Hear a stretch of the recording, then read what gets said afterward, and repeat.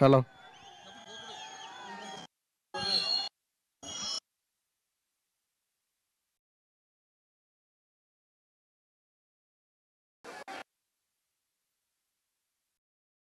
Hello hello hello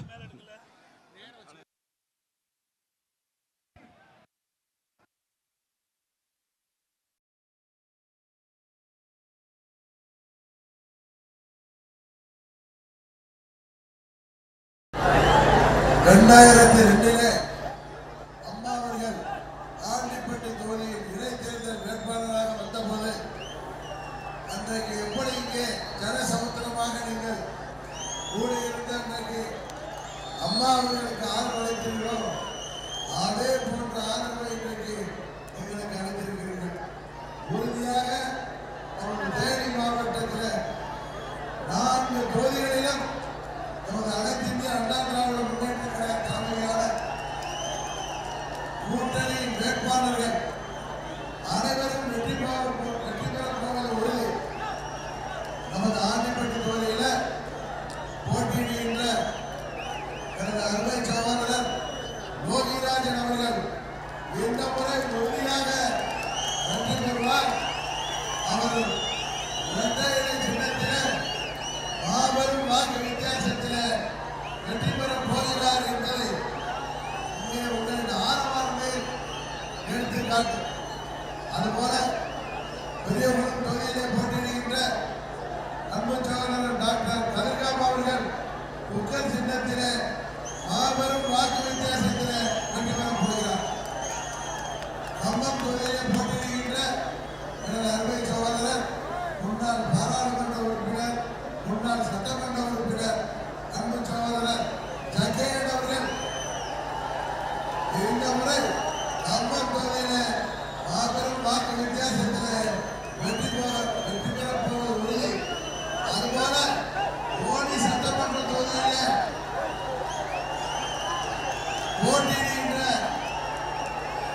பழைய கட்சிக்காரர் நாராயணசாமி நான் 99 வந்த காலத்திலிருந்து கட்சிக்காக தன்னை அர்ப்பணித்துக் கொண்டு பணியாற்றி வருவார். இன்றைக்கு அவருக்கு அனைத்து இந்திய அண்ணா திராவிட முன்னேற்ற கழகத்திலே மாபெரும் அங்கீகாரம் கிடைத்திருக்கிறது. சகோதரர் நாராயணசாமி அவர்கள் உறுதியாக இந்த முறை போடி தொகுதியிலே இரட்டை இலை சின்னத்திலே தனது முத்திரையை பதிக்கப் போவது உறுதி என்பதை இந்த நேரத்திலே சொல்லிக் கொள்ள விரும்புகிறேன். புரட்சித் தலைவர் அவர்கள் அமெரிக்காவில் சிகிச்சை பெற்ற பொழுது இங்கு வராமலேயே ஆஸ்பத்திரியில் படுத்துக்கிட்டு அவரை ஜெயிக்க வச்ச தொகுதி ஆண்டிப்பட்டி தொகுதி. அதுபோல அம்மா அவர்களை 2001 நிற்க முடியாமல் செய்தார்கள். 2 அம்மா அவர்கள் இங்கே இடைத்தேர்தலில் போட்டியிட்ட பொழுது இதே போன்று செல்லுகின்ற இடங்களெல்லாம் நீங்கள் ஆர்ப்பரித்தீர்கள், ஆர்ப்பாட்டம் செய்தீர்கள். அம்மா அவர்கள் 40,000 வாக்குகள் வித்தியாசத்தை வெற்றி பெற்றார்கள். அன்றைக்கு புரட்சித் தலைவர் அவர்கள் போட்டியிட்ட பொழுது அன்றைக்கு கருணாநிதி என்ன சொன்னார்? புரட்சித் தலைவர் அவர்கள் உயிரோடே இல்லை, அவருக்கு வாக்களிப்பது வேஸ்ட், அதனால் எங்களுக்கு வாக்களியுங்கள். புரட்சித் தலைவர் அவர்கள் உயிரோடே இல்லை என்று பிரச்சாரம் செய்தார். ஆனால் மக்கள் அதை ஏற்றுக்கொள்ளவில்லை. அம்மா அவர்கள் 84 இந்த பகுதியில் புரட்சித் தலைவர் உயிரோடு இருக்கிறார், அவர் சின்ன பையனை போல் துள்ளி துளித்து வருவார், அவரை வெற்றி பெற செய்யுங்கள் என்று சொன்னார்கள். பிறகு கருணாநிதி பிளேட்டை மாற்றினார். என் நண்பர் திரும்பி வந்தது அவர்கிட்ட நான் முதல்வர் பதவியை கொடுத்துறேன், அதனால என்னை முதல்வராக்குங்கன்னு சொன்னார். இது போல அரசியலுக்காக எதை வேண்டுமானாலும் பேசக்கூடிய கூட்டம் தான் திமுக. இதற்கு முன்பு மத்திய அரசாங்கம் குடியுரிமை சட்ட திருத்தத்தை கொண்டு வந்த பொழுது அதனால் சிறுபான்மை மக்களுக்கு பாதிப்பு வரும் என்று மு.க. ஸ்டாலின் அவர்கள் அளவிட்டு தெரிந்தார்கள். இந்தியாவிலே வாழ்கிற ஒரு இஸ்லாமிய சகோதரருக்கோ சகோதரிக்கோ அதனால் பாதிப்பு இல்லை என்பது இன்றைக்கு தெரிய வந்திருக்கிறது. அது மாதிரி இன்னைக்கு பார்த்தா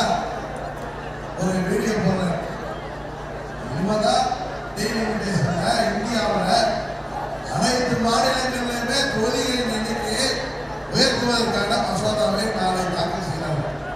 அதில் உடனே ஒரு தமிழ்நாடு பாதிச்சிடும், தென்னிந்தியா பாதிச்சிடும், வடநாடு நிறைய கோயில் வந்து என்று பொய்க்காரர்களை விட்டு வருகிறார். விகிதாச்சார அடிப்படையில் தமிழ்நாட்டில் உள்ள அனைத்து மாநில மக்களுக்கு பிரதிநிதித்துவம் விகிதாச்சார அடிப்படையில் யாரும் பாதிக்காமல் அது உறுதியாக இருக்கும் என்பதை பிரதமர் மோடி அவர்கள், உள்துறை அமைச்சர் அமித்ஷா அவர்கள் ஏற்கனவே சொல்லியிருக்கிறார்கள். ஆனால் தேர்தல் நேரத்தில் எப்படியாவது உங்களை குழப்ப வேண்டும். காரணம், ஸ்டாலின் குடும்பத்திற்கு தோல்வியிலே போகிறோம் என்பது தெரிந்துவிட்டது. அண்ணன் இபிஎஸ் அவர்களின் தலைமையிலான அனைத்து இந்திய அண்ணா திராவிட முன்னேற்ற கழக கூட்டணி, தேசிய ஜனநாயக கூட்டணி மாபெரும் வெற்றி பெற்று மே 4ஆம் தேதி வெற்றியை உறுதி செய்ய போகிறது என்பதை உணர்ந்து எங்களை பற்றி அந்த குறையை சொல்ல முடியாத ஸ்டாலின் அவர்கள் டெல்லியை நம்பியிருக்கிறார், டெல்லியை மிரட்டி பார்க்கிறார், எச்சரிக்கை விடுகிறார். உங்க உள்ள எச்சரிக்கைலாம் தெரியாதா? ஏற்கனவே இந்திரா காந்தி அம்மாவுக்கு எதிராக எச்சரிக்கையில ஆட்சி கவிழ்க்கப்பட்டு விசா சட்டத்தில் அலுவலகம் இருக்கிறார். பிறகு நேருவின் மகனே வருக, நிலையான ஆட்சி தருவேன் என்று அவர்கள் இந்திரா காந்தியோட கைமாற்றிக் கொண்டார்கள். அதனால்தான் சொல்கிறேன், இந்த தீய சக்தி திமுக உறுதியாக வீழ்த்தப்பட வேண்டும். தமிழ்நாட்டிலே மீண்டும் அனைத்து இந்திய அண்ணா திராவிட முன்னேற்ற கழகம் அண்ணன் இபிஎஸ் அவர்கள் தலைமையிலே உருவாக வேண்டும். அதற்கு நாம் அனைவரும் அவருக்காக ஒத்துழை.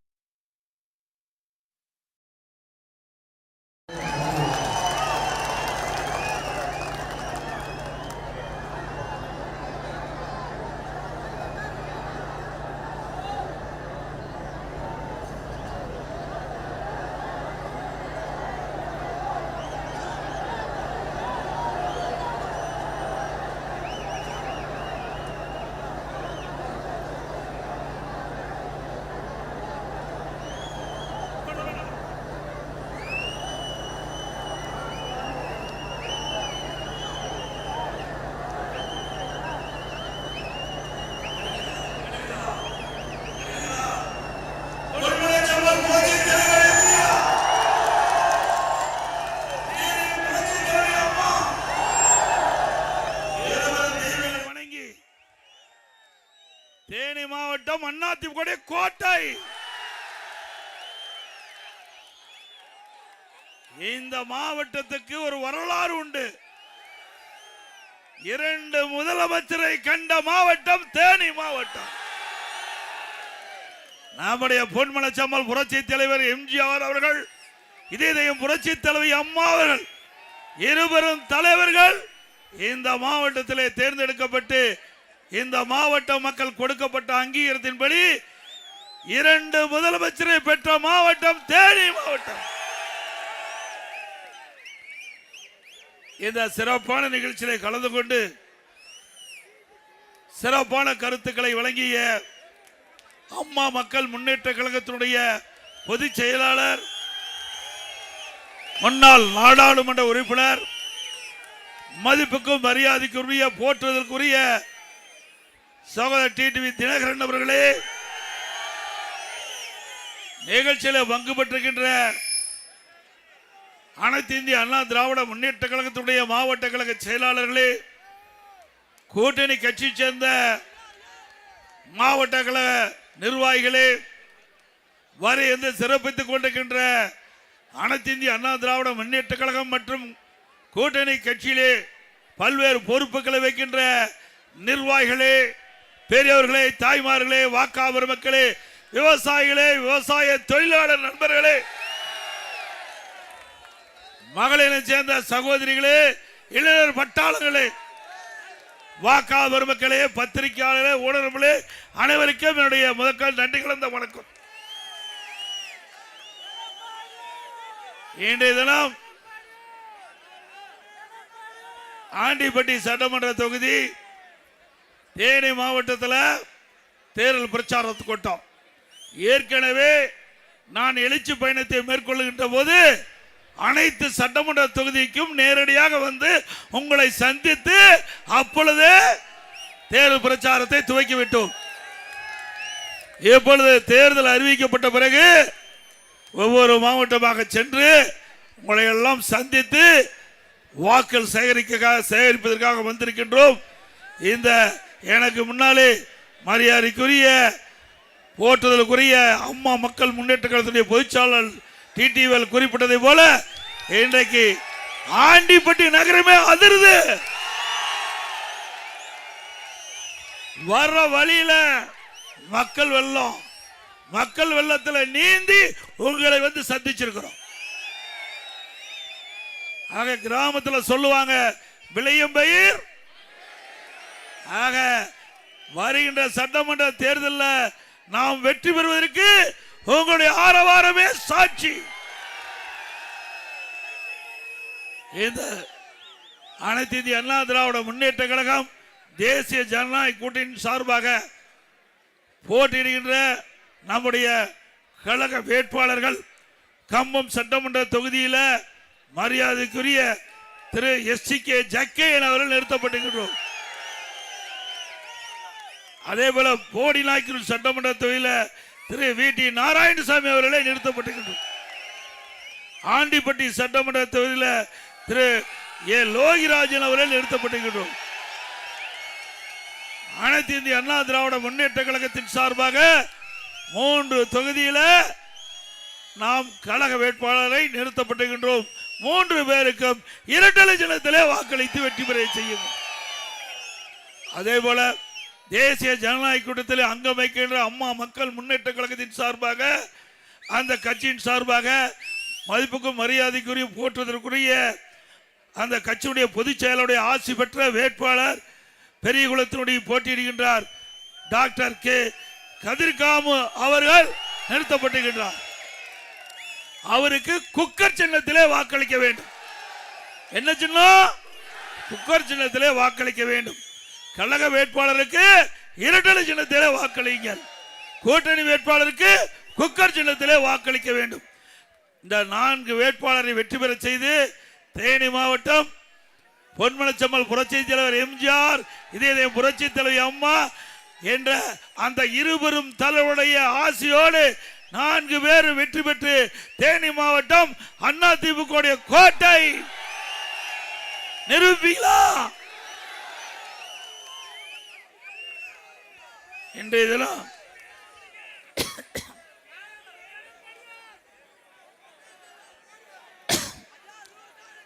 தினம் இங்க நம்முடைய தேனி மாவட்டம் என்றாலே நமக்கு நினைவுக்கு வருது முல்லை பெரியார் அணை. இன்றைக்கு நான் ஒரு விவசாயி, உங்களை எல்லாம் சந்திப்பதிலே மகிழ்ச்சி. இன்றைக்கே நான் விவசாயம் செஞ்சுட்டு இருக்கிறேன். இந்த விவசாய தொழில் என்பது ஒரு கடினமான தொழில். விவசாயி விவசாய தொழிலாளி இரண்டும் 2 கண்ணை போன்றது. ஆக இந்த 2 ஜீவன்களும் இரவென்றும் பகலென்றும் மழை என்றும் வெயிலையும் பாராம ரத்தத்தை வீர்வியா மண்ணிலே உழைத்து மக்களுக்கு உணவு கொடுக்கின்றவர் விவசாயி விவசாயி தொழிலாளி. அப்படி இந்த தொழில் ஏற்றம் பெற வேண்டும், தொழிலை ஈடுபட்டுகின்ற மக்களுக்கு தேவையான உதவிகளை வழங்க வேண்டும் என்பதுதான் நம்முடைய தலைவருடைய லட்சியம். அந்த லட்சியத்தை அண்ணா திமுக அரசு நிறைவேற்றி வந்தது. பல்வேறு திட்டங்கள் முல்லை பெரியார் அணை அம்மா இருக்கும் போதே சட்ட போராட்டம் நடத்தினாங்க. 136 அடியிலிருந்து 142 அடியாக உயர்த்தப்பட்டது. அணையை பலப்படுத்தின பிறகு 142 152 அடியாக அந்த நீரினுடைய அளவை உயர்த்தலாம் என்று உச்ச நீதிமன்றம் தீர்ப்பு அளிக்கப்பட்டது. அந்த தீர்ப்பின்படி அனைத்து இந்திய அண்ணா திராவிட முன்னேற்ற கழக அரசு அணையை பலப்படுத்த நாம் நடவடிக்கை எடுத்தோம். அதற்காக டெண்டர் விட்டோம். 8 கோடி ரூபாய் டெண்டர் விட்டு பணியை துவக்கணும். அந்த அணையின் கரை ஓரமாக இருக்கிற மரங்களை வெட்டுகின்ற பொழுது கேரள அரசு நம்முடைய அதிகாரிகள் மீது வழக்கு பதிவு செஞ்சாங்க. அதோட கட்டுமான பொருட்கள் கொண்டு போக வேணும். ஒன்னா அங்க இருக்கிற படகு மூலமாக கொண்டு போக வேண்டும், இல்ல வனத்துறையின் மூலமாக கொண்டு போக வேண்டும். ஆக கட்டுமான பொருட்கள் கொண்டு போவதற்கு கேரள அரசு அனுமதிக்கல. அதனால முழுமையான பணி செய்ய முடியல. இருந்தாலும் நான் தொடர்ந்து கேரள அரசோட பேச்சுவார்த்தை நடத்தினேன்.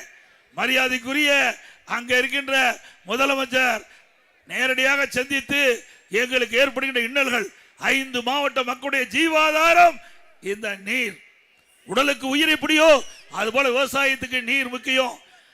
அப்படிப்பட்ட தண்ணீரை எங்களுடைய மக்களுக்கு தடையில்லாமல் கொடுக்க வேண்டும். அந்த அணையை பலப்படுத்த வேண்டும். உச்சநீதிமன்ற தீர்ப்பின் அடிப்படையில் நாங்கள் பணி செய்ய இந்த கேரள அரசு முழு ஒத்துழைப்பு வழங்க வேண்டும் என்று கோரிக்கை வச்சோம். பரிசீலிக்கலாம் சொன்னாரு. அதுக்கு பிறகு ஆட்சி மாற்றம் வந்துவிட்டது. ஆட்சி மாற்றம் வந்த பிறகு திமுக இன்று இதெல்லாம் கம்யூனிஸ்டோட கூட்டணியில் இருக்குது. திமுக கம்யூனிஸ்டோட கூட்டணி இருக்குது. இதுவரை இன்றைய முதலமைச்சர் இங்க இருக்கின்ற விவசாய மக்களுடைய பிரச்சனையை தீர்ப்பதற்காக கேரளா செல்லல. அங்க இருக்கின்ற முதலமைச்சரை பார்க்கல. பார்த்து பேசி இருந்தா நமக்கு இந்த அணையை பராமரிச்சு 142 152 அடி உச்ச நீதிமன்ற தீர்ப்பின்படி உயர்த்திருக்கலாம். செஞ்சாரா? கூட்டணி வேணும். அதன் மூலமா ஆட்சி பிடிக்கணும். குடும்பத்தில் இருக்கிறவங்க ஆட்சி அதிகாரத்துக்கு வர வேணும். இங்க இருக்கின்ற விவசாயிகள் எக்கேடு கெட்டு போனாலும் பரவாயில்ல, அதை பத்தி எல்லாம் கவலைப்படல. கூட்டணி வைத்திருக்கின்றீர்களே, உங்களுடைய கூட்டணி கட்சி சேர்ந்த கம்யூனிஸ்ட் கட்சி தான் கேரளாவில் ஆண்டு கொண்டிருக்கிறது. நீங்கள் நினைத்திருந்தால் இந்த பேச பேச குறுக்கு பேசுறீங்க.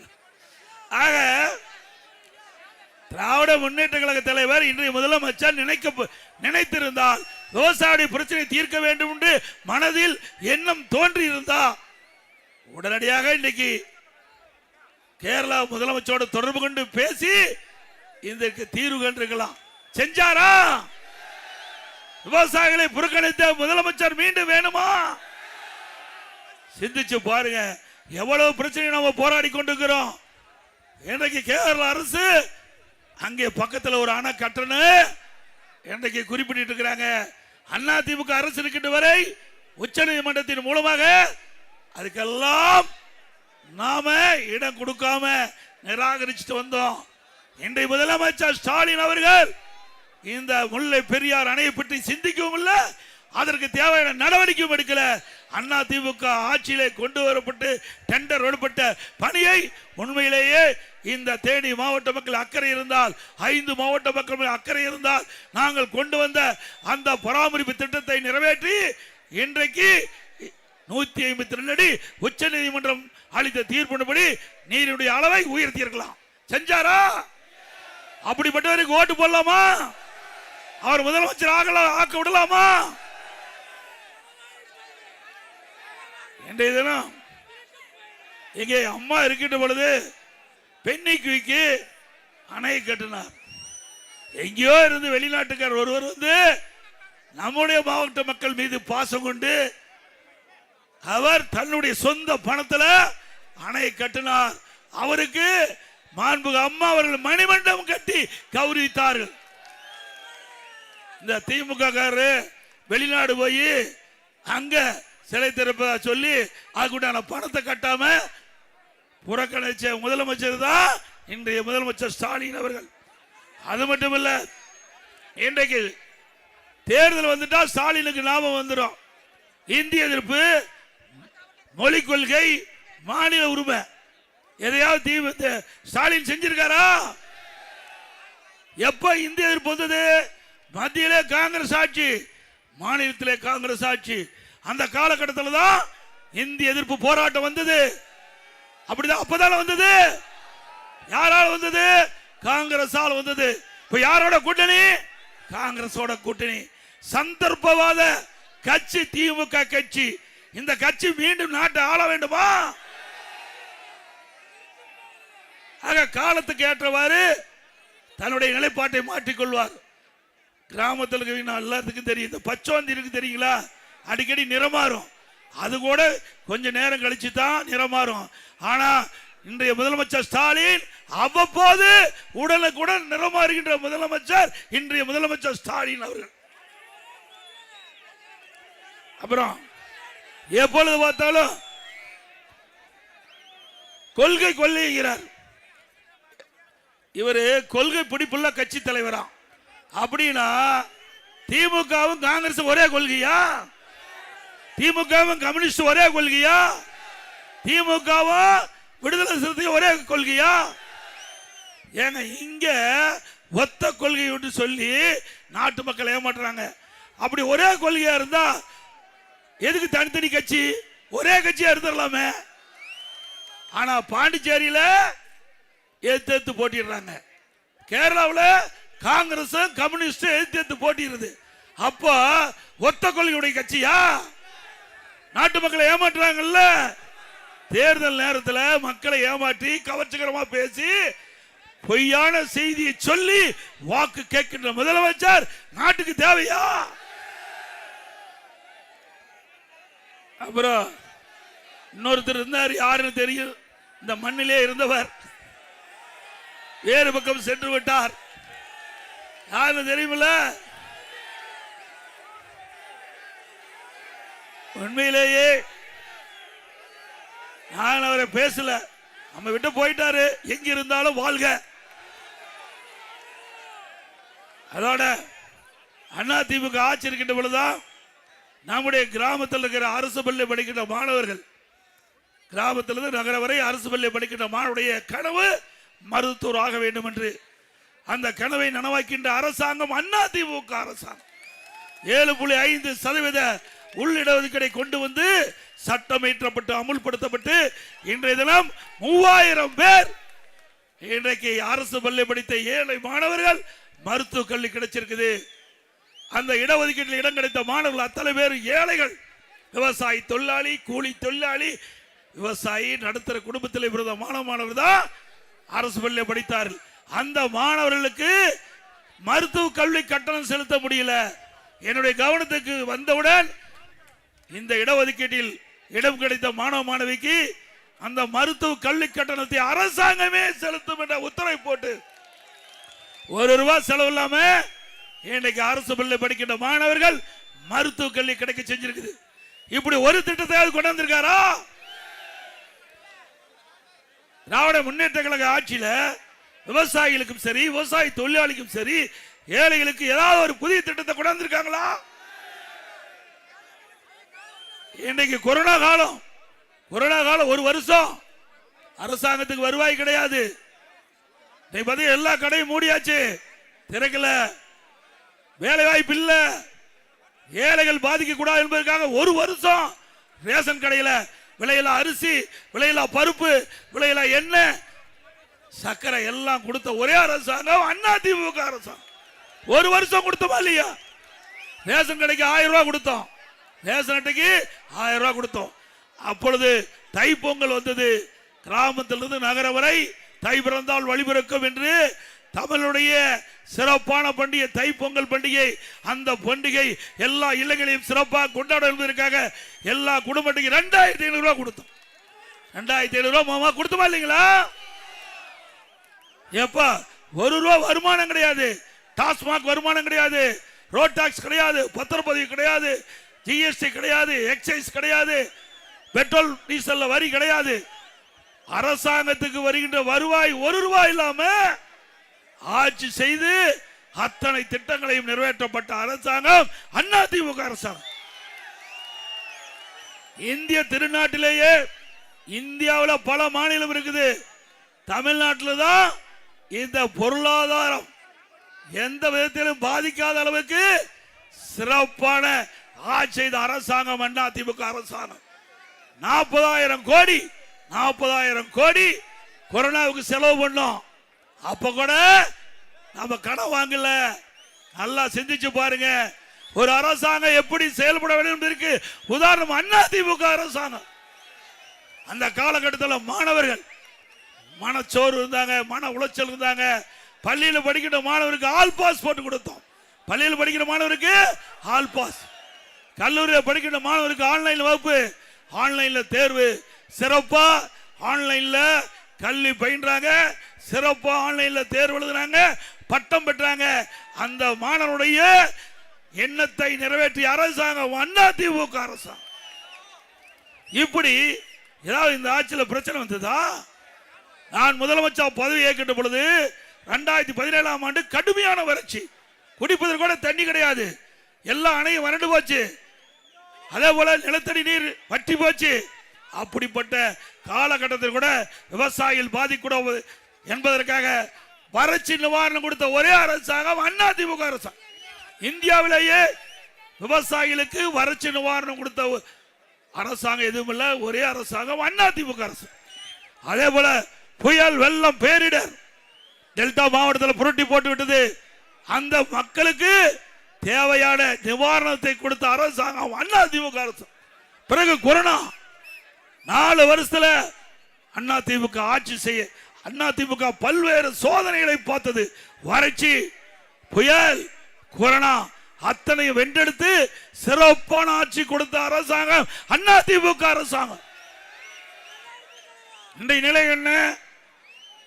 2021 வரை தமிழ்நாட்டுடைய கடன் அளவு 4,85,000 கோடி.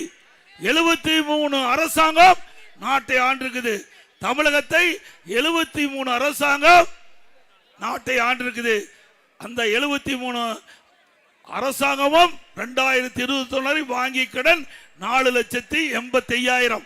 2021 2025 வரை திராவிட முன்னேற்ற கழக அரசு வாங்கி கடன் 5 லட்சம் கோடி. வருஷத்துக்கு 1 லட்சம் கோடி, வருஷத்துக்கு 1 லட்சம் கோடி. 73 ஆண்டு காலம் வாங்கிய கடன் 4,85,000. 5 வருஷத்துல 5 லட்சம் கோடி வாங்கி இருக்கிறாங்க.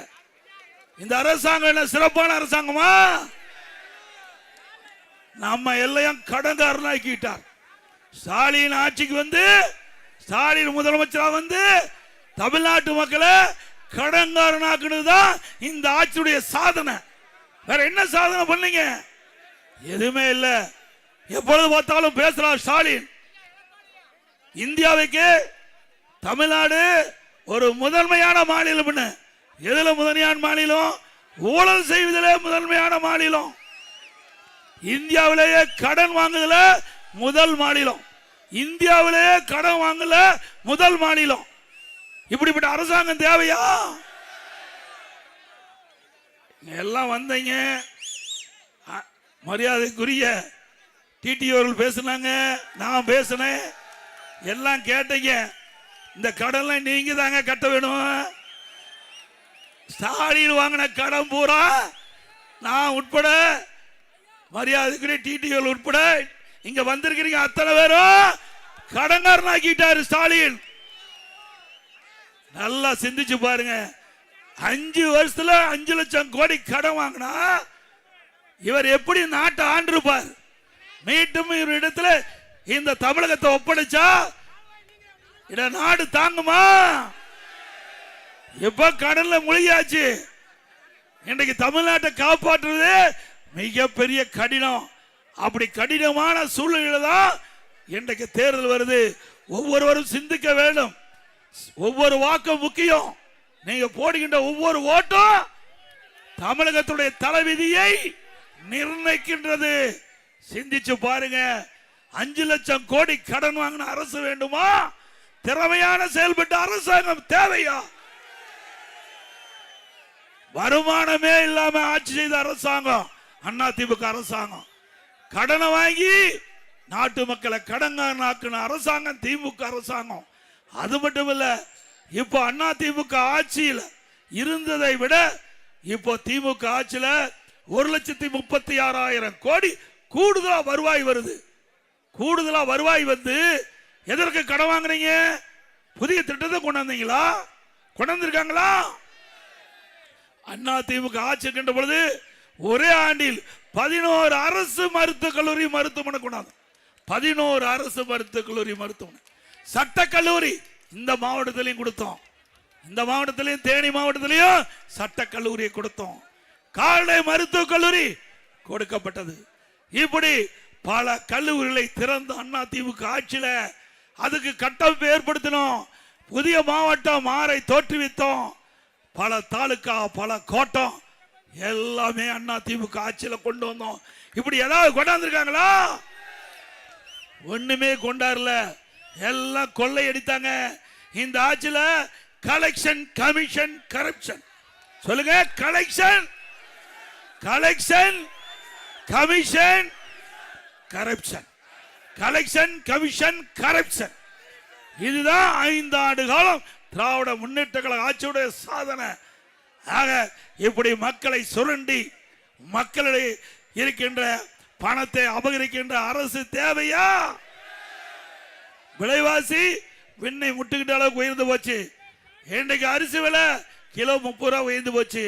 எண்ணெய் விலை 1 லிட்டர் 60 ரூபா உயர்ந்து போச்சு. பருப்பு 1 கிலோ 60 ரூபா உயர்ந்து போச்சு. ஏழை எளிய மக்கள் வாழ முடியாத சூழ்நிலை. அதையெல்லாம் இந்த அரசாங்கம் கவலைப்படல. இந்த உணவுப் பொருள் விலையை கட்டுப்படுத்துவதற்கு எந்த நடவடிக்கையும் இந்த அரசாங்கம் எடுக்கல.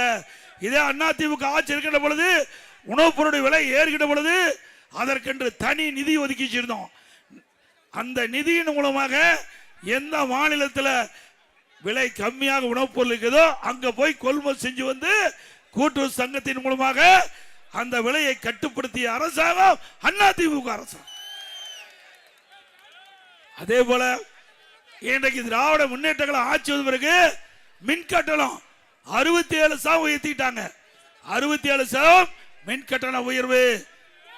அதோட வீட்டு வரி நகராட்சி, மாநகராட்சி, பேரூராட்சி, கிராம வரை இன்றைக்கு வீட்டு வரி 100% உயர்த்தியாச்சு. கடவரி 150% உயர்த்தியாச்சு. குடிநீர் வரி நான் வரும்போது சொன்னாங்க 900 ரூபாய் இருந்தது. அந்த குழாய் இணைப்பு குடிநீர் இணைப்புக்கு 900 ரூபாய் 6000 ரூபாய் போட்டாங்க. ஒரு இணைப்புக்கு 6000 ரூபாய் போட்டிருக்காங்க. கிராமத்திலையும் இந்த குழாய் இணைப்பு குடிநீர் இணைப்புக்கு கூடுதலா வரி போட்டிருந்த என்னிடத்தில் தெரிவித்தார்கள். ஆக 900 எங்க 6000 எங்க? சிந்திச்சு பாருங்க. இந்த நகராட்சியில குடி இணைப்புக்காக அதிமுக ஆட்சியில் 900 ரூபாய் இருந்தது ஒரு இணைப்புக்கு ஆண்டுக்கு. இப்போ ஆண்டுக்கு 6000 ரூபாய் இன்றைக்கு இந்த அரசாங்கம் வசூல் பண்ணா இந்த அரசாங்கம் தேவையா? மக்களை காப்பாற்றுகின்ற அரசாங்கம் திமுக அரசாங்கம்.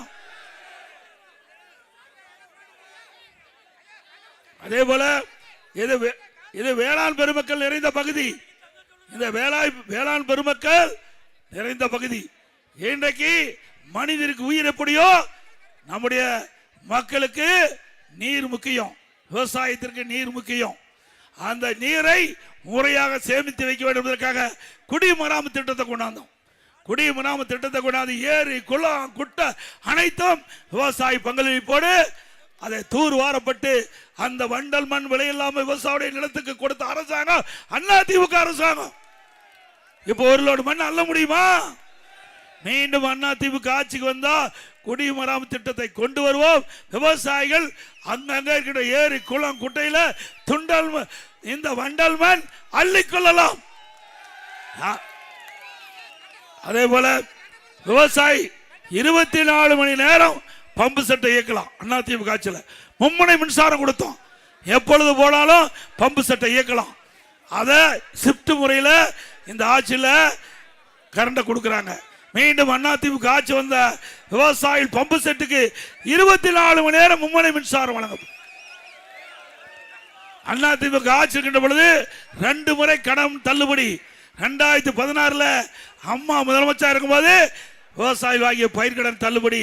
2021 அதிமுக ஆட்சியில் 12200 கோடி தள்ளுபடி. மீண்டும் அதிமுக ஆட்சி மலரும். விவசாயிகள் வாங்கிய பயிர்கடன் தள்ளுபடி செய்யப்படும். அதே போல தமிழகத்தில் சட்ட ஒழுங்கு அடியோடு சீர்கட்டு விட்டது. எங்கே பார்த்தாலும் கொலை கொள்ளை திருட்டு வழிப்பறிவு நடக்காத நாளே இல்லை. இது காரணம் கஞ்சா விற்பனை, போதைப் பொருள் நடமாட்டம் அதிகரிச்சிடுச்சு. போதைப் பொருள் பல வடிவத்தில் கிராமத்திலிருந்து நகர் வரை சந்து பொந்து வீதி எல்லா இடத்துலையும் போதைப் பொருள் விற்பனை தாராளமாக நடக்குது. அதை இந்த அரசால கட்டுப்படுத்த முடியல. ஏன்னா அந்த போதைப் பொருள் விற்பனை செய்வர்களுக்கு துணை நிற்பது திமுக நிர்வாகிகள். அதனால இந்த போதைப் பொருளை கட்டுப்படுத்த முடியல. அதன் விளைவு குற்ற செயல் அதிகரிச்சிருக்குது. இதனால கொலை, கொள்ளை, திருட்டு, வழிப்பறிவு, பாலியல் வன்கொடுமை நடக்காத நாளே இல்லை. இன்னைக்கு சிறுமிக்கு பாதுகாப்பு இல்லை, பெண்களுக்கு பாதுகாப்பு இல்லை, பாட்டியம்மாவுக்கும் பாதுகாப்பு இல்லை. இனிமேல் பாட்டியம்மாவை தனியாக விட்டுட்டு போக முடியாது வீட்டில். இப்படிப்பட்ட கேவலமான ஆட்சி தேவையா?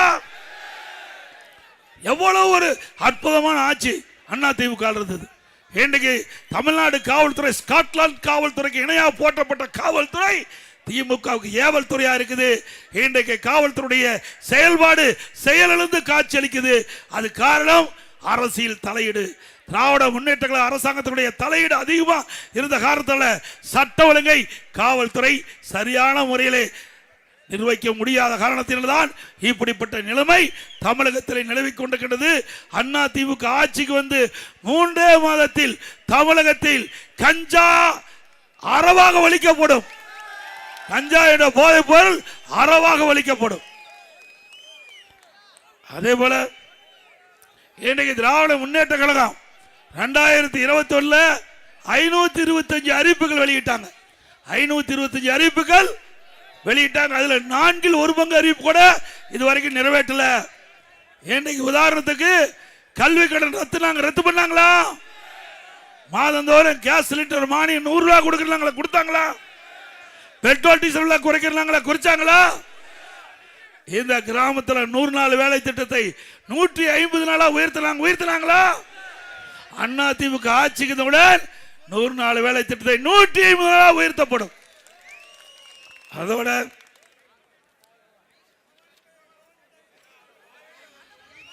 இந்த தேனி மாவட்டம் சின்னமனூர் பகுதியில் பல்லாண்டுகளா நம்முடைய விவசாயிகள் பெரியாற்றில் இருந்து மின் மோட்டார் மூலம் குழாய் வழியா அந்த மேட்டு பகுதிகளுக்கு பாசனம் செய்திருந்தாங்க.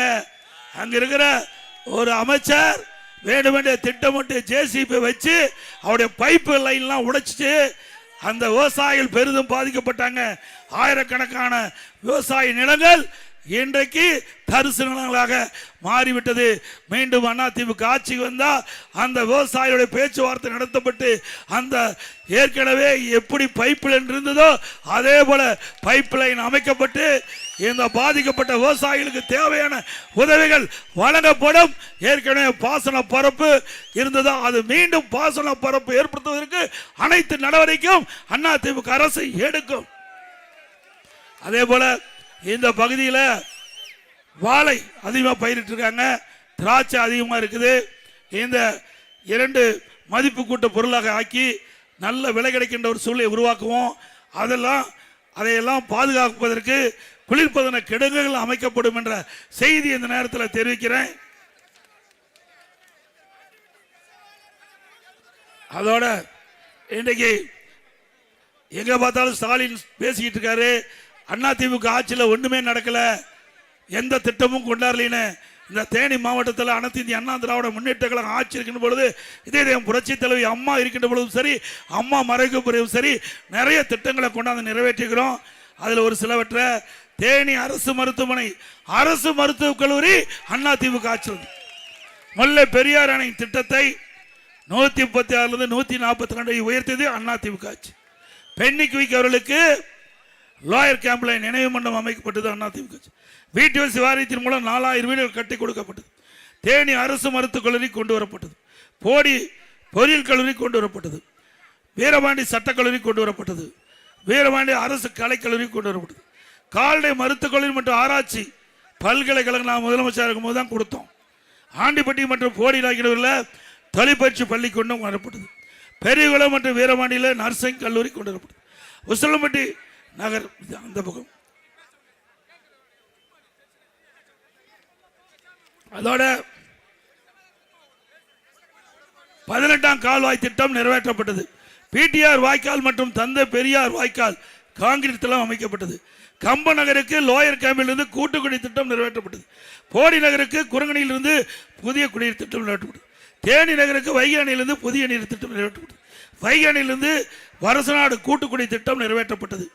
போடி நகர், தேனி நகர், பெரியகுளம் நகர் பாதாள சாக்கடை திட்டம் நிறைவேற்றப்பட்டது. வீரவாணி சிப்காட் கொண்டு வரப்பட்டது. சின்னமனூர் நகரில் தீயணைப்பு நிலையம் கொண்டு வரப்பட்டது. கம்பந்தொகை பயிரிடை வகையில் தொண்டமன் அணை திட்டம் 110 கோடி மதிப்பீட்டில் அறிவிக்கப்பட்டு அரசாணை வெளியிடப்பட்டு டெண்டர் நடைபெற்றது. திமுக ஆட்சி கிடப்புல போட்டது. அண்ணா திமுக ஆட்சியால் இந்த திட்டம் தொடர்ந்து நிறைவேற்றப்படும்.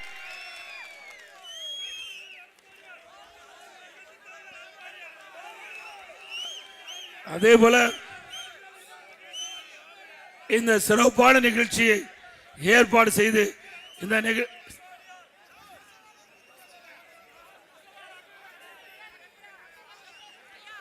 அதிமுக ஆட்சியில் கொண்டு வரப்பட்ட பல திட்டம் நிறுத்தப்பட்டது. அனைத்து திட்டங்களும் அதிமுக ஆட்சி வந்தவுடனே நிறைவேற்றப்படும். இன்னைக்கு அதிமுக ஆட்சி வந்தவுடனே 297 அறிவிப்புகள் அதிமுக சார்பா வெளியிட்டிருக்கிறோம். அது ஒரு சிலவற்றை இந்த நேரத்தில் குறிப்பிட விரும்புகிறோம். இன்றைக்கு வரி அதிகமாகி போச்சு, மக்கள் கஷ்டப்படுறாங்க. விலைவாசி உயர்ந்து போச்சு, மக்கள் கஷ்டப்படுறாங்க. அதிலிருந்து மீட்டெடுக்கின்ற விதமாக எல்லா குடும்ப அட்டைக்கும் 10,000 ரூபாய் சிறப்பு உதவித்தொகை வங்கியிலே செலுத்தப்படும். அனைத்து குடும்ப அட்டையில் உள்ள குடும்ப தலைவிக்கு மாதந்தோறும் 2,000 ரூபாய் வங்கி கணக்கிலே செலுத்தப்படும். எல்லா குடும்ப அட்டைதாரருக்கும் ஃப்ரிட்ஜ் விலை இல்லாமல் வழங்கப்படும். வேலைக்கு செல்லும் பெண்களுக்கு அம்மா 2 சக்கர வாகனம் 5 லட்சம் பேருக்கு 25,000 மானியத்தில் வழங்கப்படும். அதே போல நம்முடைய குடும்ப அட்டைதாரருக்கு ஆண்டுக்கு 3 கேஸ் சிலிண்டர் விலை இல்லாமல் வழங்கப்படும். ஒவ்வொரு ஆண்டும் தைப்பொங்கல் என்று பொங்கல் தொகுப்பு கொடுப்போம், அதோட 1000 ரூபாய் வழங்கப்படும். தீபாவளி பண்டிகை போது நம்முடைய பெண்களுக்கு அற்புதமான பட்டு புடவை வழங்கப்படும். தற்போது நகர பேருந்துல பெண்கள் தான் கட்டணம் இல்லாம பயணம் செய்யறாங்க. அதிமுக ஆட்சி அமைந்தவுடனே இனி ஆண்களும் நகர பேருந்துல கட்டணம் இல்லாமல் பயணம் செய்யலாம். அதே போல மாற்றுத்திறனாளிகள் கூட்டுறவு அமைப்பில் வாங்கிய கடன் முழுவதும் தள்ளுபடி செய்யப்படும். நகர பகுதியில் சாலை ஓரமாக கடை வைத்து கூட்டுறவு சங்கத்திலே வாங்கிய கடன் தள்ளுபடி செய்யப்படும். புதிதாக சிறு கடைகள் வைப்பதற்கு அவர்களுக்கு குறைந்த வட்டியில் கடன் வழங்கப்படும். அதோட ரேஷன் கடையில் வழங்கப்படுகின்ற அரிசி சற்று தரம் குறைவாக இருப்பதாக கோரிக்கை வந்திருக்குது. என்னிடத்தில் தகவல் கொடுத்திருக்கிறாங்க. அதிமுக ஆட்சி அமைந்த உடனே நம்முடைய மளிகை கடையில் எப்படி தரமான அரிசி இருக்குதோ அதே போல ரேஷன் கடையில் வழங்கப்படுகின்ற அரிசி தரமான அரிசியாக வழங்கப்படும். அது எத்தனை ஆயிரம் கோடி செலவானாலும் பரவாயில்ல, இனி ரேஷன் கடையில் நம்முடைய மக்களுக்கு வெளியில கடையில் மளிகை கடையில் வாங்குகின்ற அரிசி விட தரமான அரிசி வழங்கப்படும். அதோட இப்போ விலையெல்லாம் அரிசி தான் வழங்குறோம். இனி அதிமுக ஆட்சி வந்த உடனே விலையெல்லாம் பருப்பு வழங்கப்படும், விலையெல்லாம் எண்ணெய் வழங்கப்படும். அதேபோல அம்மா இல்லம் திட்டம், அந்த அம்மா இல்லம் திட்டத்தில் ஏழைகள் ஜாதி மதம் கிடையாது. ஏழைன்னு இருந்தா வீடு இல்லாமல் இருந்தா அவர்களுக்கு அதிமுக ஆட்சியில் சொந்தமா நிலத்தை வாங்கப்பட்டு அற்புதமான கான்கிரீட் வீடு கட்டி கொடுக்கப்படும். பட்டியலின மக்கள், அருந்திதர் மக்கள், ஆதிரிடா மக்கள், அந்த மக்கள் அந்த குடும்பத்தை சேர்ந்தவர்கள், மலைவாழ் மக்கள் அந்த குடும்பத்தை சேர்ந்தவர்கள் திருமணமாகி தனி குடித்தனம் போகின்ற பொழுது அவர் வசிப்பதற்கு வீடு இல்லாமல் இருப்பதாக எங்களிடத்தில் கோரிக்கை வச்சிருக்கிறாங்க. அப்படிப்பட்ட மக்களுக்கு அரசாங்கமே சொந்தமா இடம் வாங்கி அற்புதமான வீடு கட்டி தரப்படும். அந்த மக்களுக்கு முதியோர்களுக்கு வழங்கப்படுகின்ற ஓய்வூதியம் 2,000 ரூபாயை உயர்த்தி வழங்கப்படும். அதோட நம்முடைய மாணவர்கள் பட்டம் படித்து வேலை வாய்ப்பிலே பதிவு செய்து வேலை கிடைக்காமல் இருக்கின்ற அந்த மாணவர்களுக்கு வேலை கிடைக்கின்ற வரை மாதந்தோறும் 2,000 ரூபாய் வழங்கப்படும். பிளஸ் 2 வரை படித்த மாணவர்களுக்கு 1000 ரூபாய் வழங்கப்படும். இஸ்லாமியர்கள், கிறிஸ்துவ மற்றும் ஏனைய சிறுபான்மை வகுப்பை சேர்ந்த மகளிர் சுய தொழில் தொடங்குவதற்கு வட்டிலா கடன் வழங்கப்படும். இந்த திட்டமெல்லாம் அதிமுக ஆட்சியுடனே செயல்படுத்தப்படும் என்ற மகிழ்ச்சியான செய்தியை தெரிவித்தார். அது மட்டுமல்ல, 297 அறிவிப்புகள் அறிவிச்சிருக்கிறோம். பெரும்பாலும் விவசாயிகளுக்கு நிறைய அறிவிப்புகளை அறிவிச்சிருக்கிறோம். அனைத்து அறிவிப்புகளும் நிறைவேற்றப்படும் என்ற செய்தி இந்த நேரத்தில் தெரிவித்து, அதே போல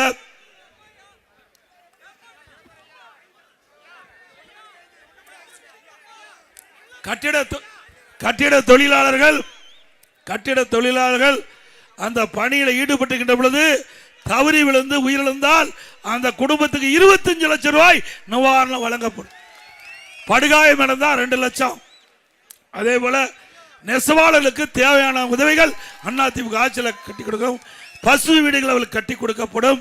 அதுபோல நெசவாளர்களுக்கு தேவையான உதவிகள் அனைத்தும் செயல்படுத்தப்படும். அதோட ஜல்லிக்கட்டு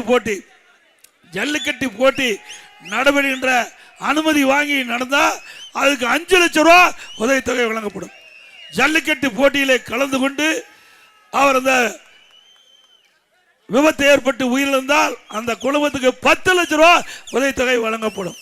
அதோட ஜல்லிக்கட்டு போட்டியிலே கலந்து கொள்கின்ற பதிவு செய்யப்பட்ட வீரர்களுக்கு காப்பீட்டு திட்டத்திலே சேர்க்கப்படும். அந்த பிரீமியம் அரசாங்கமே செலுத்தும். இவ்வளவோ அதிமுக ஆட்சி வந்தா செயல்படுத்தப்படும் என்பதை நேரத்தில் தெரிவித்து, மக்களை காப்போம், தமிழகத்தை மீட்போம், தமிழகத்தை